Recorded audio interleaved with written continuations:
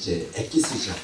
모든 구속사의 모든 그 하나님의 의도가 그 안에 감춰져 있습니다.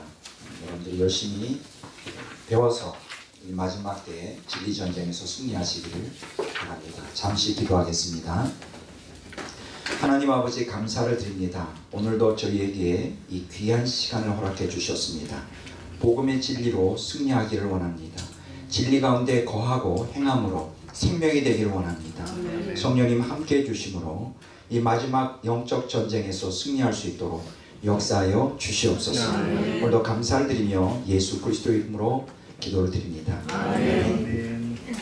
자, 오늘 여러분과 함께 이제 공부를 시작하는데 이제 새 예루살렘의 구조부터 공부를 합니다. 어딘지 아시겠죠? 170 몇 쪽입니까? 170쪽. 네, 새 예루살렘의 구조부터 공부를 하도록 하겠습니다. 그 새 예루살렘, 여러분 우리가 구약 성경이든 신약 성경이든 궁극적으로 성도들이 가야 될 그 본향은 바로 어디냐면 새 예루살렘입니다. 자, 따라서 합시다. 새 예루살렘. 새 예루살렘. 새 예루살렘. 새 예루살렘. 새 예루살렘이에요. 이 새 예루살렘을 우리는 보통 흔히 이제 천국이다 그렇게 이제 말하죠. 그러나 우리가 새 천국이라는 얘기를 많이 듣지만 사실 새 예루살렘이라는 그 단어는 이렇게 많이 쓰지 않습니다. 그래서 오늘 우리의 본향인 천국 새 예루살렘의 구조가 어떻게 되었을까? 우리가 지난주에 우리가 새 예루살렘 천국의 구조에 대하여 우리가 대충 어떤 연계 체험자들을 통하여 배우게 되었죠. 이제 성경적인 한번 검증을 해보도록 이렇게 하겠습니다. 새 예루살렘은요, 하나님의 창조와 구속 경륜이 최종적으로 성취되는 그 성경의 결론이죠. 여러분, 창세기 1장부터 시작된 구속 경륜이 진행되는 그 성경의 결론이 뭐라고요? 새 예루살렘이에요. 그러니까 하나님이 구속사를 계획하시고 진행하고 완성하는 그 귀결점이 사실은 새 예루살렘을 만들기 위해서 이렇게 하는 거예요. 놀라운 것입니다. 성경의 귀결이에요. 자, 우리는 이 새 예루살렘을 통하여 하나님 안에 감추어진 하나님의 창조의 목적과 이제 구속 경륜의 완성을 아주 명백하게 이제 보게 됩니다. 자, 이렇듯 새 예루살렘은 인간을 향한 하나님의 감추어진 의도를 명확하게 드러내는 하나의 표적이죠. 또 하나님은 새 예루살렘을 탄생시키기 위해서 창세로부터 종말의 일까지 장구한 인류 역사를 주관하시고 섭리하셔야만 했습니다. 자, 우리가 성경은 이 새 예루살렘을 뭐라고 말하느냐? 히브리서 12장 22절에 보면 이렇게 말합니다. 살아계신 하나님의 도성인 하늘의 예루살렘. 살아계신 하나님의 도성인 하늘의 예루살렘. 굉장히 길죠. 새 예루살렘을 이렇게 살아계신 하나님의 도성이라는 거예요. 하나님의 도성. 하늘의 새 예루살렘. 그러니까 이 새 예루살렘은 하나님의 도성이며 하늘에 있는 예루살렘이다. 이렇게 알 수 있습니다. 갈라디아서 4장 26절에 보면 이렇게 말씀하고 계셔요. 위에 있는 예루살렘. 이게 새 예루살렘을 말하는 또 다른 칭호입니다. 자, 왜 이렇게 새 예루살렘을 하나님의 도성 혹은 하늘의 예루살렘, 위에 있는 예루살렘이라고 말했을까? 그 이유가 있어요. 그 이유는 이 성이 하나님에 의해 설계되고 건축되었어요. 놀라운 것은 이 땅에 있는 모든 문명, 문화는 하나님의 형상대로 지음받은 인간이 설계하고 계획하고 세워진, 그러니까 인간 문명이잖아요. 그런데 놀라운 것은 하늘에 있는 하나님의 도성, 말 그대로 새 예루살렘은 하나님이 설계하셨어요. 하나님의 모든 그 예루살렘 성의 이 외곽부터 아주 깊은 모든 부분 한 곳도 하나님이 손에서 벗어난 것이 없어요. 하나님이 설계하셨고요. 그리고 설계하실 뿐 아니라 건축하시고 놀라운 것이죠. 하나님께서 설계하고 건축하시고 그래서 히브리서 11장 10절에 보면 이 공동 번역에 보면 이렇게 설명하고 있어요. 여러분들 각주에 보면 나옵니다. 그는 하나님께서 설계자가 되시고 건축자가 되셔서 튼튼한 기초 위에 세워주실 도시를 바라보며 살았던 것입니다. 그래서 그는 이제 아브라함이죠. 하나님이 설계자가 되시고 건축가가 되신다는 거예요. 그리고 튼튼한 기초 위에 세워질 도시. 튼튼한 기초 위에 세워진다는 것은 그 붕괴가 되거나 뭐 훼손되거나 또 무너지지 않는 영원한 도성이라. 그럼 왜 그 새 예루살렘을 하나님이 설계하시고 건축하셨느냐? 목적은 한 가지예요. 구속받은 성도들이 그곳에서 영구적으로 살 수 있도록 하게 해요.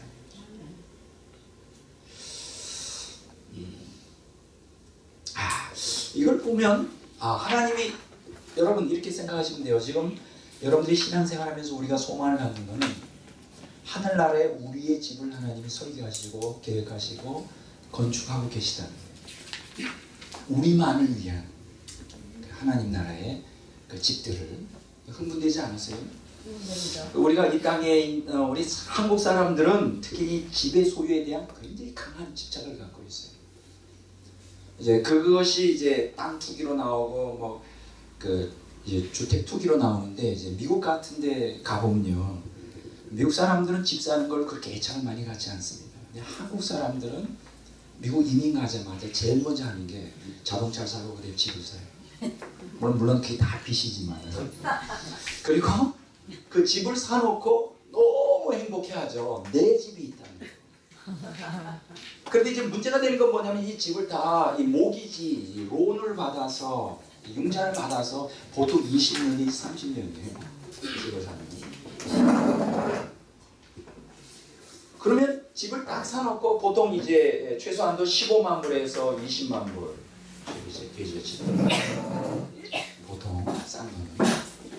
그러면 20년 내지 30년 동안 뭘 해야 되느냐? 별 보고 나가서 별 보고 들어오기 운동을 해야 돼요. 하루에 뭐 거의 잠자는 시간 몇 시간 빼놓고 계속 새벽부터 일을 언제까지? 20년 30년 죽을 때까지. 그만큼 우리 한국 사람들 마음속에는 집에 대한 이 집착이 굉장히 강해요. 근데 이제 성경에 보면 영원한 우리의 집, 하나님이 설계하시고 건축하신 그 집이 천국에 준비되어 있다. 좀 우리들이 좀 흥분해야 되는데 흥분을 잘 안 하는 거예요. 이 땅에서 집을 하나 사면 막 흥분되잖아요. 연날 며칠 잠을 못 자잖아요. 왜 우리가 흥분 안 할까? 느껴지지 않아서. 근데 나는 조금 흥분해요, 요새. 근데 나는 이 땅에 집 갖는 거를 그렇게 강하게 열망하지 않습니다. 이 땅을 언제 떠날까 항상 생각해요. 앞으로 10년 후면 떠날까? 빨리 좀 떠나야 되는데. 천국에 있는 집에 들어가야 되는데. 이 땅에 미련이 별로 많지 않아요. 자, 구약 성도들은 이 성의 도래를 기다렸습니다. 히브리서 11장 13절에 보면 아브라함은 구약 성도죠. 구약의 시대의 사람이지만 이미 하나님의 계시를 통하여 새 예루살렘 성에 대한 비전을 이미 받았어요. 기다리고 있는 거죠, 구약 성도들도. 또 신약 성도들은 예수 그리스도가 이 땅에 오셔서 속죄 사역을 완성한 다음에 이제 이 성에 직접 이제 참여하게 된 것이죠. 히브리서 12장 22절에 보면 어떤 사람들은 그 중간 상태의 개념을 그 낙원 대기소를 믿어서 우리가 죽으면 곧바로 새 예루살렘 성으로 들어가지 못하고 기다리고 있다는 거네요. 예수님이 재림할 때 그때 비로소 새 예루살렘 성에 들어간다는데 그건 잘못된 거죠. 우리는 지금 구속사역이 완성됐기 때문에 누구든지 예수를 믿고 구원받은 사람들은 곧바로 어디로 갈까요? 천국 들어가는데 바로 새 예루살렘 성으로 들어가요. 제 말이 맞는지 안 맞는지 알 수 있는 가장 좋은 방법은 뭘까요? 죽어보면 알아요. 죽어보면 알아요. 그래서 우리는 죽는 순간에 곧바로 새 예루살렘 성에 우리 집으로 들어가게 됩니다. 그래서 이 성에 지금 참여하고 있어요. 히브리서 12장 22절에 말하고 있고, 하나님은 이 성의 최종적 완성을 향해 진력을 다하고 계십니다. 요한복음 14장 2절 3절에 보면 예수님께서 내가 너희를 위해 처소를 예비하러 간다. 여기 초소라고 하는 거는 이제 영어로 보면 맨션이라고 해요. 여러분 맨션 아시죠? 이게 맨션이 맞나? M-A 아니에요? 스펠링 맨션 M-A 같아요. 맨션. 그 맨션을 준비하러 간다. 그래서 그 새 예루살렘이 최종적으로 완성되는 때는 언제일까요? 예수님 1차적으로는 예수님이 재림할 때, 2차적으로는 새 하늘과 새 땅이 임하는 천년왕국이 끝날 때, 예, 궁극적으로는 새 예루살렘 성이 완성을 해요. 이렇게 여러분들이 이제 기억하시면 되겠습니다. 자, 그러면 이제 새 예루살렘의 구조에 대하여 지금 우리가 세 가지 종류로 말씀드리려고 합니다. 첫째는 새 하늘과 새 땅의 도래, 두 번째는 새 예루살렘의 양상, 세 번째는 새 예루살렘의 재료에 대해서 이렇게 이제 공부를 하도록 하겠습니다. 이 새 하늘과 새 땅의 도래에 대하여 자세하게 설명해 주고 있는 것은 요한계시록 21장 1절에서 10절에 보면 나옵니다. 자, 한번 우리가 다 보지는 않겠지만 요한계시록 21장 한번 보도록 하겠습니다.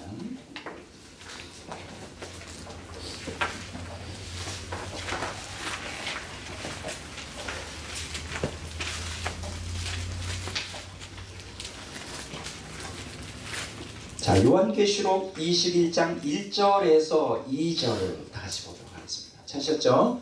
자, 다 같이 읽겠습니다. 또 내가 새 하늘과 새 땅을 보니 처음 하늘과 처음 땅이 없어졌고 바다도 다시 있지 않더라. 또 내가 보니 거룩한 성 새 예루살렘이 하나님께로부터 하늘에서 내려오니 그 준비한 것이 신부가 남편을 위하여 단장한 것 같더라.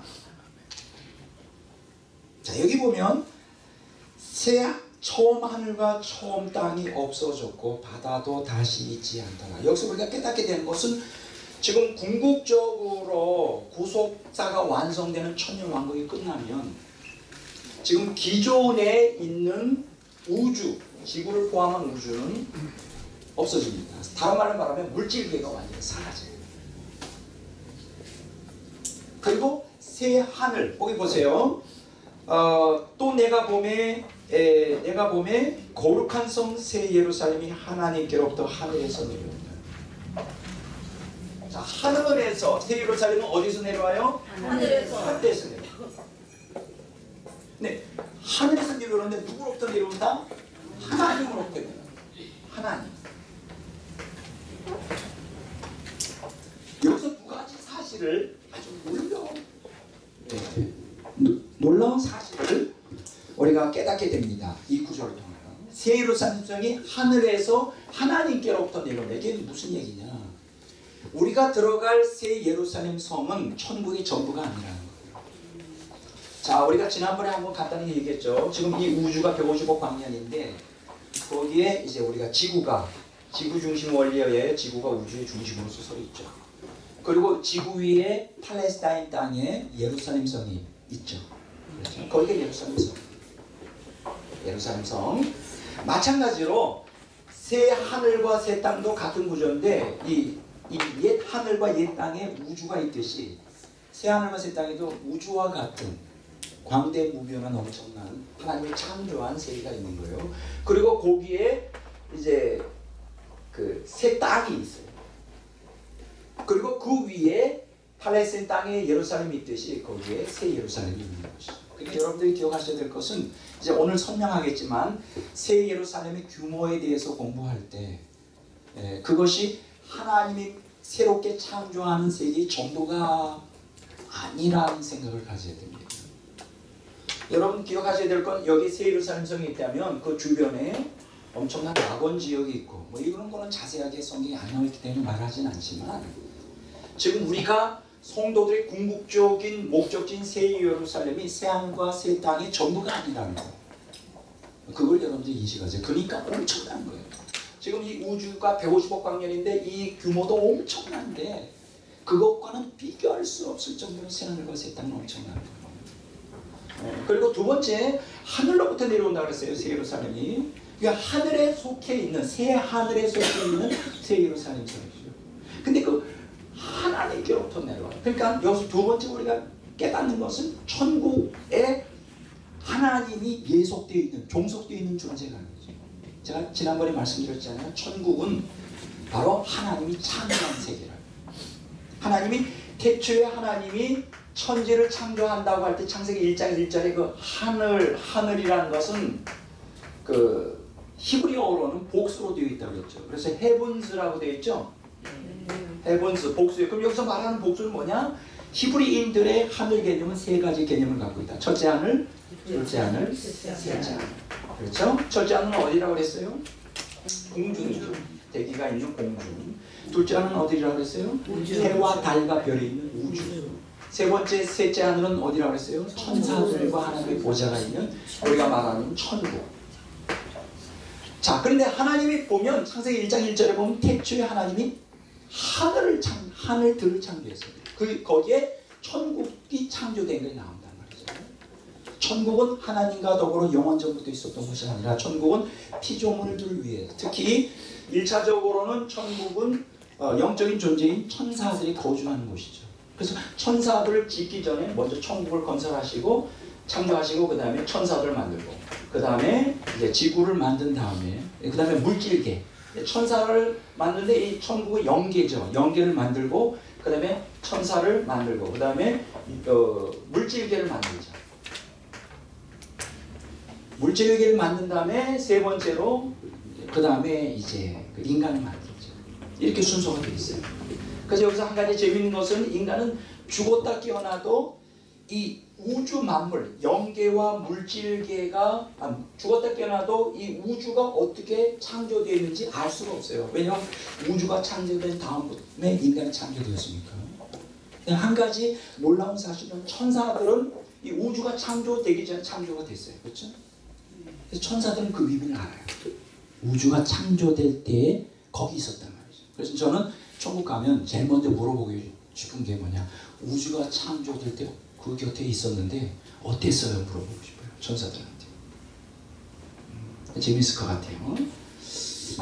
자, 이 요한계시록 21장 2절에 하늘로부터 새 예루살렘이 내려오고 하나님으로부터 내려온다. 이 두 가지는 이러한 아주 엄청난 진리를 우리에게 이제 나타내주고 있습니다.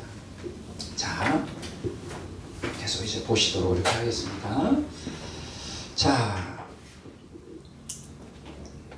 그러니까 이 새 예루살렘이 새 하늘과 새 땅 위에 세워진 하나의 도시라고 하는 것이죠. 도시. 여러분 기억하십시오. 따라서 합시다. 도시. 도시라고 하는 단어를 이제 영어로는 폴리스라 이렇게 말해요. 폴리스. 메트로폴리탄 할 때 폴리스가 도시라는 뜻이죠. 우리가 보통 도시, 서울을 하나의 도시잖아요. 그런데 이제 옛날에 폴리스 하는 도시 할 때는 성벽으로 둘러싸인 아주 큰 규모의 성읍을 의미합니다. 마찬가지로 새 예루살렘도 하나의 도시예요. 도시. 기억하십시오. 우리의 성도들의 궁극적인 소망인 새 예루살렘은 뭐라고요? 도시예요. 도시. 근데 고대 도시들이 모두가 다 일치하는 것처럼 성곽으로 둘러싸여 있죠. 새 예루살렘 성이 성곽으로 이제 둘러싸여 있다. 규모가 큰 도시입니다. 자, 그래서 우리가 이 새 예루살렘은 완전히 새로운 차원의 질서에 따라 창조된 끝도 없이 펼쳐지는 광활한 천국의 새하늘과 새 땅의 중심지예요. 그래서 도시라고도 말하지만 이것을 수도, 워싱턴 DC 할 때 워싱턴이 미국의 수도, 우리 대한민국의 수도는 서울이듯이 이제 수도 역할을 합니다. 도시인데 일반 도시가 아니라 뭐라고요? 수도. 천국의 수도다. 이렇게 중심지다 이렇게 말할 수 있습니다. 자, 이 도시를 지칭하는 헬라어가 폴리스라고 제가 좀 아까 말했죠. 수도라고 하는 게 영어로 캐피탈이라 이렇게 말하는데 히브리어는 비라라고 말합니다. 동의어죠. 궁 혹은 왕궁으로도 번역될 수 있어요. 왕궁. 왕궁. 제가 어릴 때 제 옆집에 살던 아주 어릴 때니까 초등학교 때죠. 1960년대 초인데 그분은 그 아주 전근대적인 마인드를 갖고 있었던 여자 같아요. 그리고 이제 그 옆집에 사니까는 왔다 갔다 하면서 얘기하는 걸 다 듣잖아요. 그분이 어느 날 애를 둘러엎고 어디 가십니까? 어떤 사람이 그랬더니 성내에 다녀오겠습니다. 그 들어오질 못했죠. 성내. 무슨 성이에요? 옛날에 우리 서울이 성으로 둘러싸여져 있었죠. 남대문, 동대문, 뭐 북대문은 없고 또 뭐죠? 자문인가요?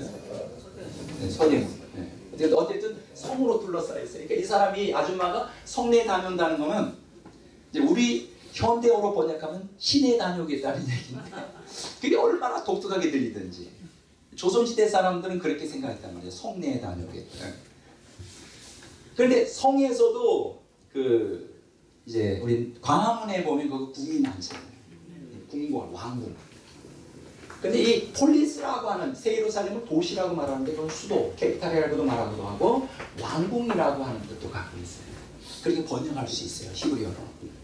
그러니까 한마디로 말하면 여러분 옛날에 조선시대 사람들은 왕궁에서 산다는 것이 얼마나 그 사람들한테는 큰 특권이고 왕궁에 접근한다는 게 얼마나 대단할까요?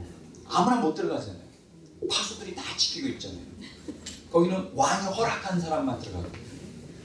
조선시대 사람들은 성내에 사는 것도 대단한 건데 그 중에서도 그 성내 중에서도 왕궁에 산다는 건 더 뭐 큰 영광이죠. 왕궁, 궁궐, 구중궁궐을. 그런데 우리가 들어가는 새 예루살렘 성은 하나의 도시인데 천국의 수도이고 중심지이고 그것을 왕궁이라고 말해요. 그러니까 천국에 들어가는 모든 성도들은 다 기본적으로 어디에서 산다? 왕궁에서 사는 거예요. 야, 왕궁에서 사는 거예요. 이거 대단한 거예요. 그 영국에 가면 그 버킹엄 궁이 있죠. 엘리자베스 여왕이 지금 사는 거 아무나 못 들어가잖아요. 그 사진 한번 보셨어요? 그 만찬을 하는데 얼마나 의리의리한지. 엘리자베스 여왕이 딱 앉아 있는데 막 그 피스트 그 잔치를 벌리는데 막 샹들리에 그 등이 쫙 있고요. 내가 생각할 때 100m 넘는 것 같아요. 사문처럼 끝이 안 보여요. 양쪽으로 쫙 앉아 있어요. 화려하죠. 우리가 과거의 옛날 중세나 또 이러한 그 시대를 배경하는 그 귀족들 혹은 왕족들의 그 배경으로 한 그 영화들을 보면 굉장히 화려하잖아요. 왕궁이라는 게. 잘 안 믿겨지시죠? 기본적으로 하나님이 우리가 천국에 들어갈 때 제 말이 맞는지 틀린지 한번 보세요. 왕궁에 들어가서 하는 거예요. 천국의 노숙자들도 기본적으로 왕궁에 살아요. 그들이 아무리 천국에서 가난해도 그들이 마시는 물이 생명수예요. 그래 이 땅에서 살 수도 없는 거예요. 그들이 기본적으로 이 땅에서 사과를 먹어도 대단한 건데 사과. 네. 거기는 생명 과일이에요. 기본이에요. 그건. 야, 대단하지 않아요? 그들이 걷는 게 정금길이에요. 다 금으로 되어 있어. 이 땅에서 예수님을 정확하게 바로 믿은 성도들은 이렇게 엄청난 특권이 우리에게 기다리고 있어요. 대단한 거예요. 근데 좀 안 믿으시는 것 같아요. 감격을 해야 되는데 이게 죽어서 그때는 입이 다 벌어져요. 왜냐면 그렇게 기대를 안 하고 딱 죽었다가 우리의 지위와 우리에게 대한 대우가 확 천국 들어가는 그 순간부터 왕궁의 문을 통과하면서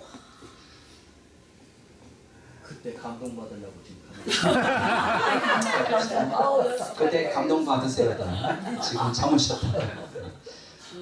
대단한 거예요. 나는 정말 대단하다 이렇게 생각해요. 왕궁에 살아요. 이 땅에서 조금 어렵게 산다고 해서 잠깐뿐인 인생이에요. 너무 낙심하지 마시고 신앙생활 잘하다가 천국 들어가야 되겠죠. 저는 그렇게 여러분들 생각을 합니다. 자, 여기 계속해서 보시겠습니다. 자, 그러면 여기서 이제 한 가지 중요한 질문이 있어요. 그 새 예루살렘은 천국의 전부인가 아니면 천국의 수도인가? 아까 제가 다시 리바이벌 하는데 엄밀한 의미에서 말하면 새 예루살렘은 하나님이 새롭게 창조하는 새 하늘과 새 땅의 전부라고 보면 안 돼요. 그것은 이 새 하늘과 새 땅 안에 있는 새 땅 위에 세워지는 도시, 지금 설명했죠. 수도예요. 천국은. 그리고 왕궁이에요. 수도 전체가 다 왕궁이에요. 규모가 엄청 넘쳐나죠. 여러분, 이 세상에 우리 서울 수도만한 왕궁을 지은 역사상 아무도 그런 대단한, 바벨론 제국도 그렇게 못했고, 그 대단하다고는 중국의 그 뭐죠? Forbidden City? 그 금지된 도시. 그 뭐라 그러죠 우리가? 뭐라 번역하죠? 자금성이라고. 자금성. 자금성도 서울만큼은 못해요. 궁궐이. 그렇게 크다고. 그런데 그 궁궐이 어마어마해요. 어마어마한 그 천국의 왕궁이 어마어마하다 할지라도 천국의 전부는 아닙니다. 이해가 되시죠? 네. 이거 흥분되네요. 두 번째, 그러면 새 하늘과 새 땅 그리고 새 예루살렘은 천년 왕국이 끝날 때 건설되는가 아니면 지금 현존하는가? 이제 우리가 참 조심해야 될 게, 성경을 읽다 보면 자꾸만 앞으로 우리가 들어갈 천국에 대해서 미래지향적인 개념으로 자꾸 생각하는 경우가 많아요. 바울 사도도 디모데후서 4장에 보면 내가 죽으면 이제 그때 상급이 준비가 되고 주어지고 멸관이 주어질 것이다. 그리고 그러니까 신약 성경에 보면 모든 것을, 이제 구약 성경은 천년 왕국의 모든 그 메시아 왕국, 메시아닉 킹덤에 모든 초점을 두고요. 신약 성경은 예수님의 재림이 초점이에요. 예수님이 오시면 죽은 자가 살아나는 부활, 그리고 구속사가 완성, 그리고 몸의 부활, 구속사가 완성되는, 이게 모든 게 재림의 초점을 가지고 있거든요. 그래서 우리가 잘못 신학적으로 오해하기 쉬운 것은 이렇게 그 미래지향적인, 내세지향적인 천국 개념이 있기 때문에 마치 지금 죽는 것은 하나의 그 천국 대기소인 낙원으로 들어가는 게 아니냐, 우리는 죽으면 아무것도 누리지 못하는 게 아니냐 하는 이제 오해를 불러들이고, 새 예루살렘 성도 천년왕국이 끝나야 도래하지 않겠나 하는데 사실은 그렇지가 않아요. 자, 새 하늘과 새 땅 그리고 새 예루살렘은 이미 존재합니다. 언제부터 존재할까요? 태초부터 존재합니다. 자, 마태복음 25장 34절을 한번 보겠습니다.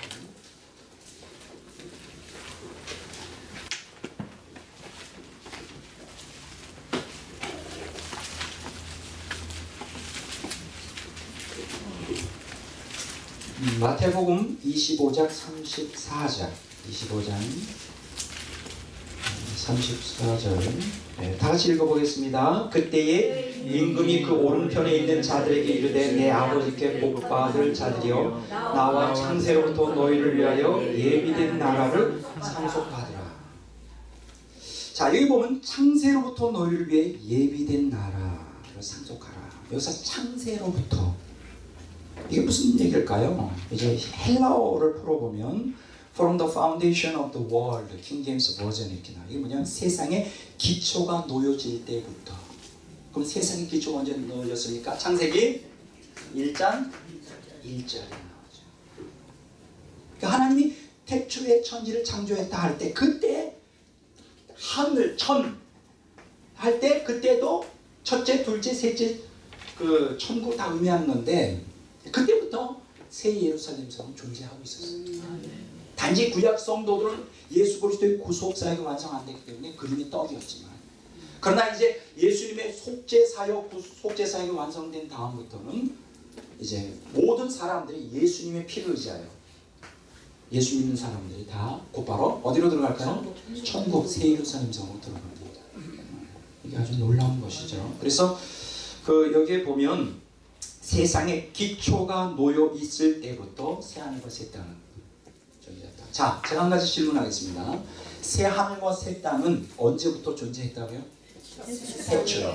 자, 그러면 하나님은 새 하늘과 새 땅이 존재하기 이전부터 있었습니까? 동시에 존재하기 시작했습니까? 이전부터 있습니다.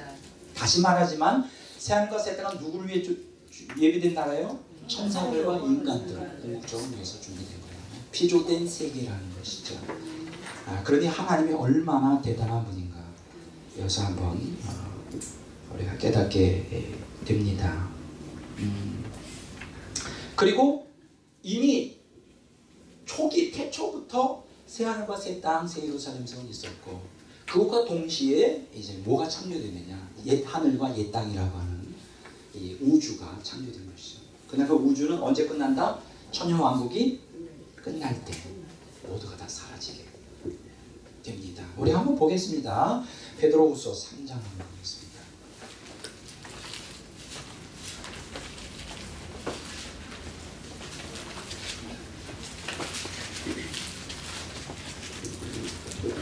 자, 베드로후서 3장 10절 13절까지 보겠습니다. 10절부터 그러나 주의 날이 도둑같이 오리니 그날에는 하늘이 큰 소리로 떠나가고 물질이 뜨거운 물에 풀어지고 땅과 그 중에 있는 모든 일이 드러나리로다. 이 모든 것이 이렇게 풀어지리니 너희가 어떠한 사람이 되어야 마땅하냐? 거룩한 행실과 경건함으로 하나님의 날에 임하기를 바라보고 간절히 사모하라. 그날에 하늘이 불에 타서 풀어지고 물질이 뜨거운 물에 녹아지려니와 우리는 그 위에 약속한 대로 우리가 구하는 곳인 새하늘과 새 땅을 바라보라.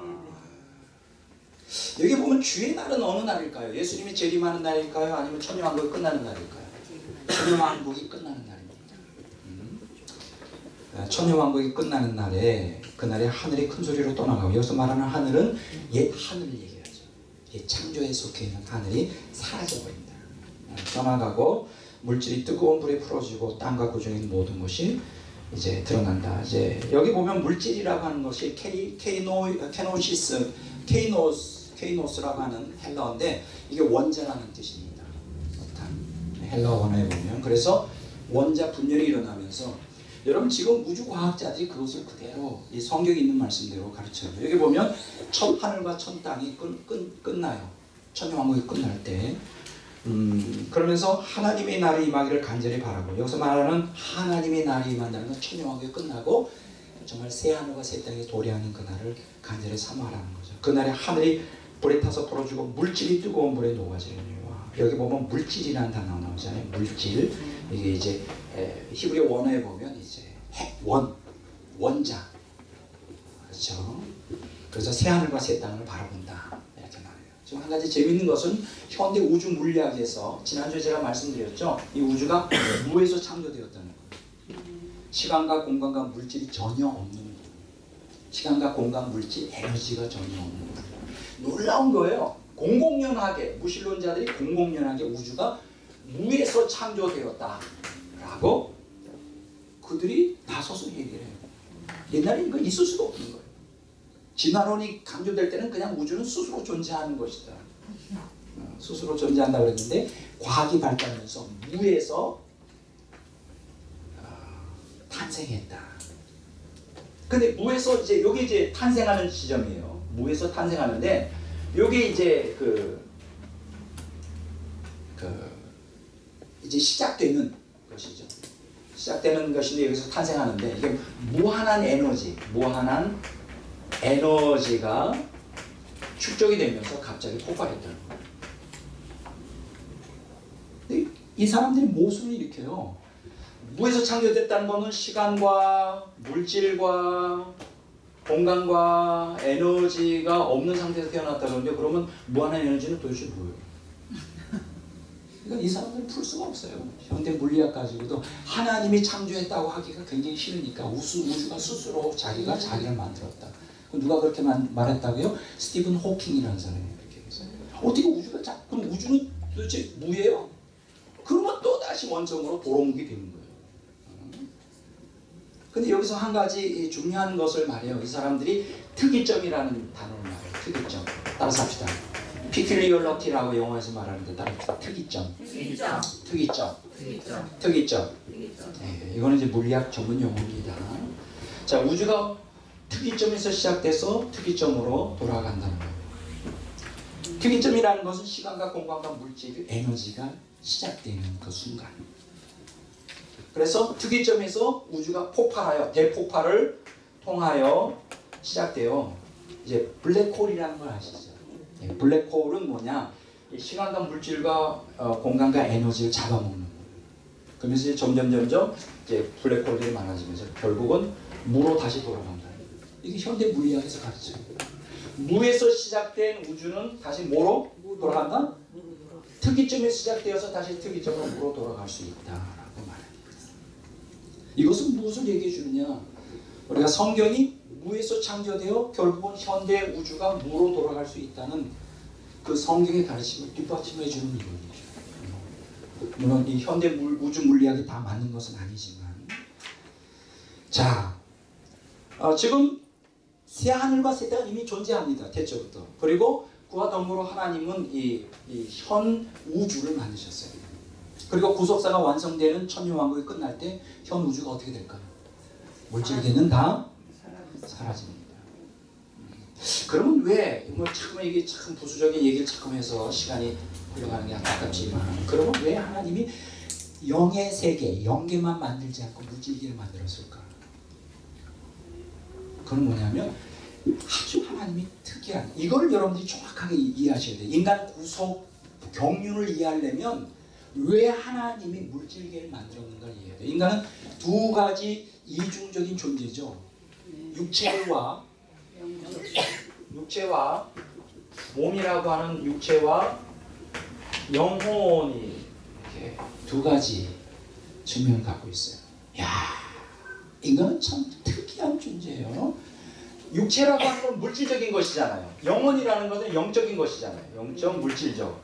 사실은 지금까지 근대 과학에서는 물질과 영은 정신은 전혀 별개의 것이라고 생각했어요. 그러나 오늘 현대 과학에서는 그 양자역학이 발달이 되면서, 양자론이라고 하죠. 양자역학. 자, 따라서 합시다. 양자역학. 양자역학이 발달을 하면서 여러분들이 모든 물질의 기본 원리가 뭐예요? 원자잖아요. 아탐. 그럼 원자는 두 가지로 되어 있잖아요. 하나의 전지하와 하나의 핵으로 되어 있는데, 핵이 이제 양성자, 중성자로 되어 있잖아요. 그죠?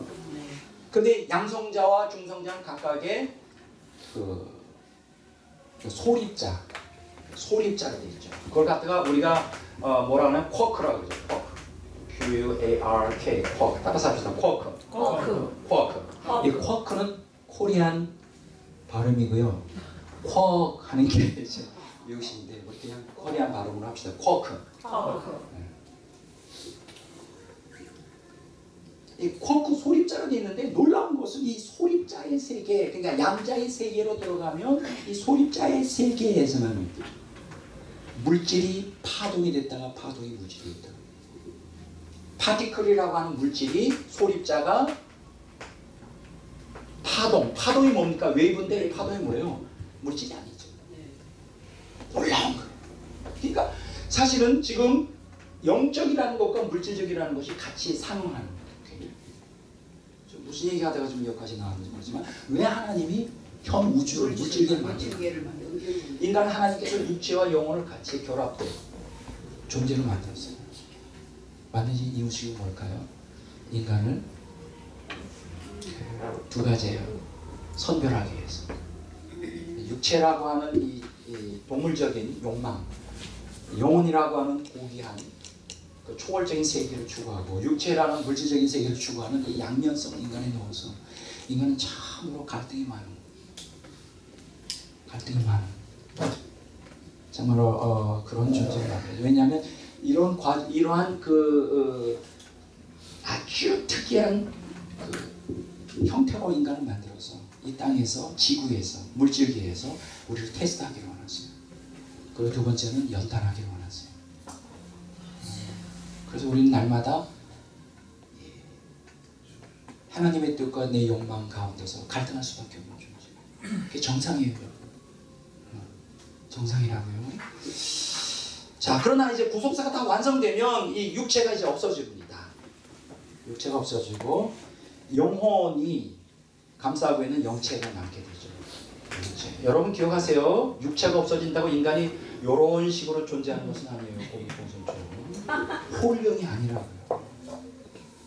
죽어서도 우리가 영체, 우리의 몸과 같은 영체를 그대로 갖고 있어요. 이렇게 보면 됩니다. 육체 안에 여러분의 영체가, 똑같이 생긴 영체가 여러분 안에 그대로 있어요. 주고 보면 알아요. 그러니까 이제 그 정도까지만 말씀드리고, 어쨌든 이 현상계 물질계는 구속사가 완성되면 끝나게 될 것입니다. 그렇게 여러분들이 이해를 하시면 됩니다. 자, 그래서 지금 새하늘과 새 땅은 지금 언제부터 있다? 지금 현재 있습니다. 갈라디아서 4장 26절 보겠습니다.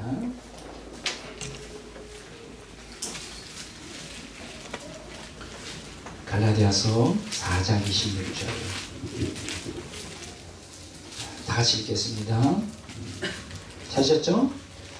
오직 위에 있는 예루살렘은 자유자니 곧 우리 어머니라. 여기 보면 위에 있는 예루살렘 이렇게 표현했어요. 따라서 합시다. 위에 있는 예루살렘. 다시 한번 위에 있는 예루살렘. 저기 위에 있는이라고 하는 헬라어는 아노라고 그러는데 이거는 천국에 현재 존재하는 이렇게 번역할 수 있어요. which is above. 현재형이에요. 지금 천국에 현존하는. 그러니까 예루살렘은 지금 있다 없다? 이미 존재하고 있는 거예요. 우리 눈에 안 보일 뿐이지. 자, 히브리서 11장 16절에 보면 저희가 이제는 더 나은 본향을 사모하니 곧 하늘에 있는 것이다. 그러므로 하나님이 저희 하나님이라 일컬음 받으심을 부끄러워하니 하시고 저희를 위하여 한 성을 예비하셨느니라 할 때 이 예비하셨다라고 하는 헬라어는 부정과거형인데 이게 무슨 얘기냐? 새 예루살렘이 그 창조 때부터 지금까지 계속 존재해 왔다 이런 뜻이에요. 아시겠죠? 네. 이렇게 여러분들이 이해하시면 됩니다. 그래서 지금 이미 새 하늘과 새 땅 위에 지금 세워진 새 예루살렘, 그거는 지금 완성을 향하여 현재 건설 중에 있어요. 건설 중에. 그러면 그 건설이 언제 끝난다고 했죠? 천년왕국이 끝날 때, 마지막 구속받은 성도가 천국에 딱 들어가는 날, 마지막 벽돌이 딱, 우리가 말하면 벽돌이 딱 거기에 들어가면서 완전한, 더 이상 빼거나 더할 수 없는 완전한 하나의 예술 작품이죠. 우리가 제가 아마데우스라고 하는 영화를 참 좋아했는데 제가 수십 번 봤어요. 너무나 영화 음악이 좋아서. 근데 거기에 살리에르인가요? 모차르트로 굉장히 너무나 그 모차르트가 대단해서 시기하여서 도저히 그 사람이 그 모차르트의 그 음악을 들으면서 눈을 이렇게, 내가 그 사람 흉내를 못 내요. 얼마나 예술적으로 거기에 그 사람이 쓴 아주 중요한 단어가 하나 있었죠. Perfect beauty.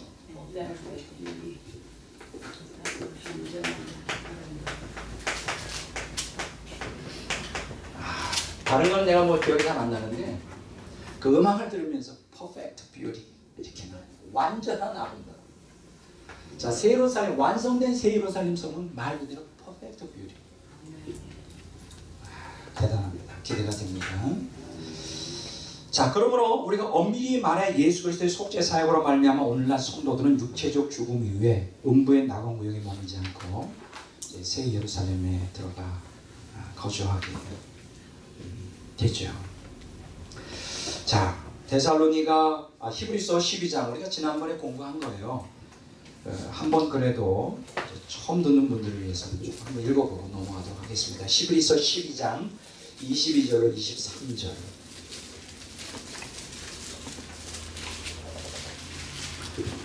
자, 히브리서 12장 22절로 23절을 보겠습니다. 다 같이 읽어보겠습니다. 그러나 너희가 이룰 곳은 시온산과 살아계신 하나님의 도성인 하늘의 예루살렘과 천만 천사와 하늘에 기록된 장자들의 모임과 교회와 만민의 심판자이신 하나님과 및 언약 완전하게 온전하게 된 의인의 영들과 여기까지요. 여기 보면 너희가 이룬 것 현재죠. 너희가 지금 이룬 곳은 시온산 곧 하늘의 예루살렘입니다. 거기에 지금 천군 천사들이 있고 천만 천사들이 있고 하늘에 기록된 장자들의 모임과 교회와 만민의 심판이 온전케 된 의인의 영들. 이게 좀 번역이 또 잘못되어 있어요. 네, 이게 보면요 천만 천사들의 모임이 거기 붙어야 되는데 그게 하늘에 기록된 장자들의 모임이라고 하는데 이건 또 잘못된 거예요. 네, 그리고 천만 천사의 모임과 장자로서 기록된 교회, 곧 그 온전케 된 의인의 영들, 이렇게 번역을 해야 돼요. 좀 번역이 잘 안 돼 있는 것 같습니다. 어쨌든 여기 보면 이미 새 예루살렘이 존재하고 그 안에 성도들이, 천군 천사들도 있지만 성도들이 거기 있다 없다? 있다. 그러니까 여러분들이 이 땅에서 천국을 여러분이 사모하셔야 되겠죠. 데살로니가전서 4장 14절 보겠습니다.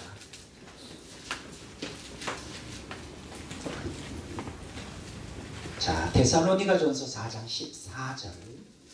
자, 다 찾으셨죠? 다 같이 읽겠습니다. 자, 우리가 예수께서 아직 못 찾으셨어요? 데살로니가전서 4장 14절. 우리가 예수께서 죽으셨다가 다시 살아나심을 믿을진대 이와 같이 예수 안에서 자는 자들도 하나님이 그와 함께 데리고 오시리라. 여기 아주 중요한 구절이 있죠. 이제 이거는 이제 휴거를 얘기하고, 이제 뭐 거기에 대해서 내가 자세히 얘기 안 하는데, 예수님이 재림하실 때 파루샤가 일어날 때 예수님을 믿다가 죽은 성도들이 부활되는 사건을 여기서 기록하고 있는데, 예수 안에서 자는 자들, 그렇죠?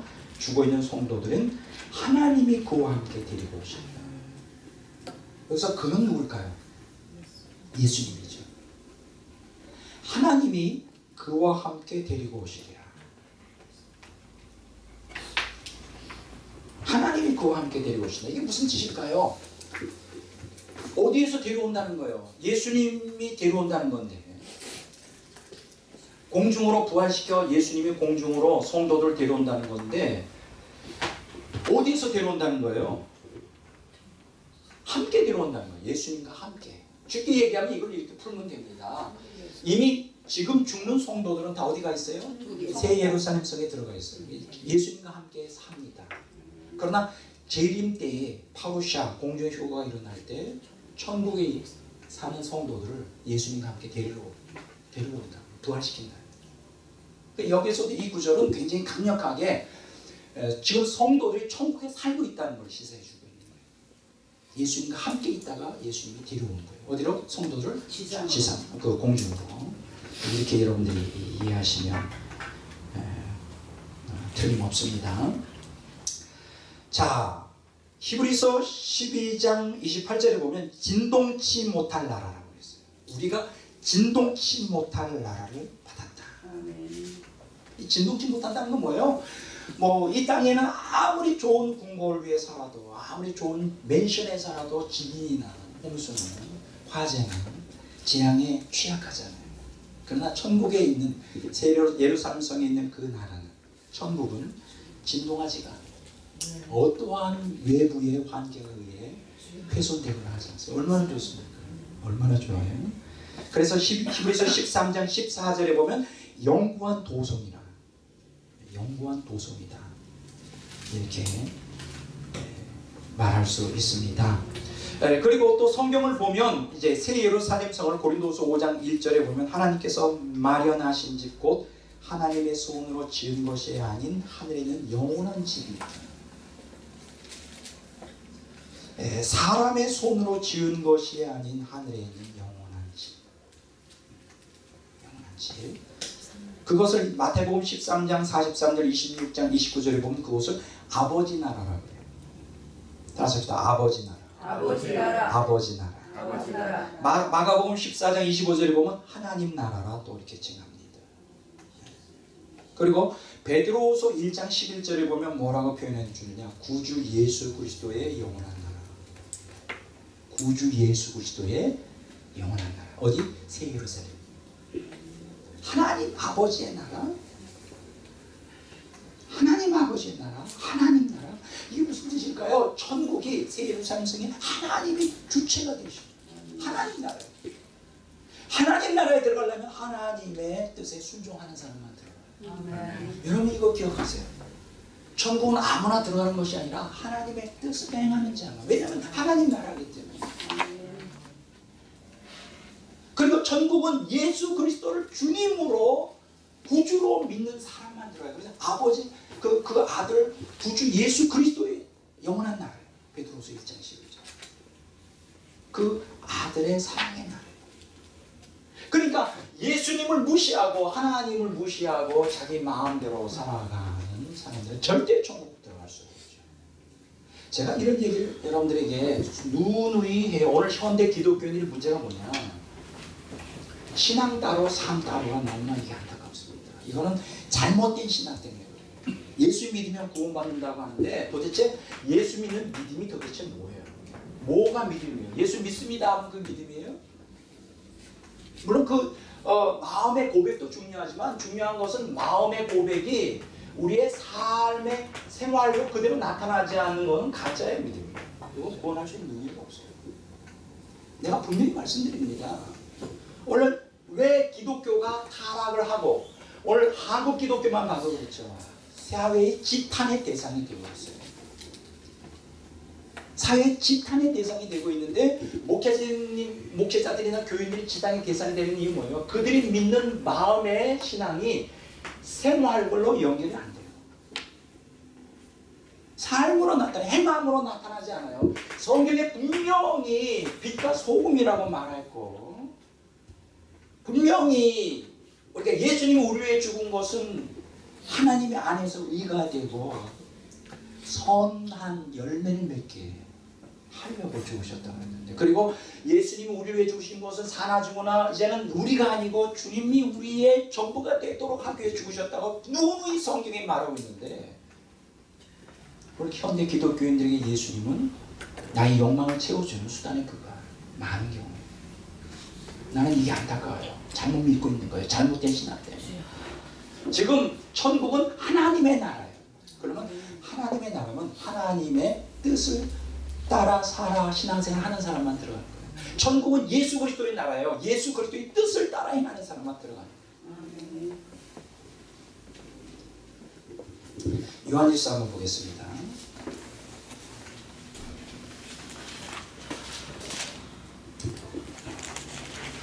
요한일서 2장 17절을 봅니다. 요한일서 2장 17절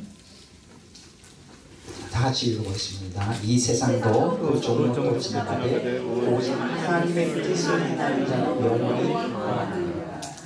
오직 하나님의 뜻을 행하는 자는 영원히 거한다. 여기서 영원히 거한다는 건 뭐예요? 천국에서 영원히 산대요. 천국에 들어간다. 하나님의 뜻을 행해야 됩니다. 왜냐하면 천국은 하나님의 나라이기 때문에 예수님의 뜻에 순종해야 됩니다. 누가 내 예수님 그랬죠. 누가 내 형제요, 자매요, 아버지 뜻대로 하는 자. 아버지의 뜻대로 하는 자가 내 형제요, 자매요. 마태복음 12장 50절 봅니다.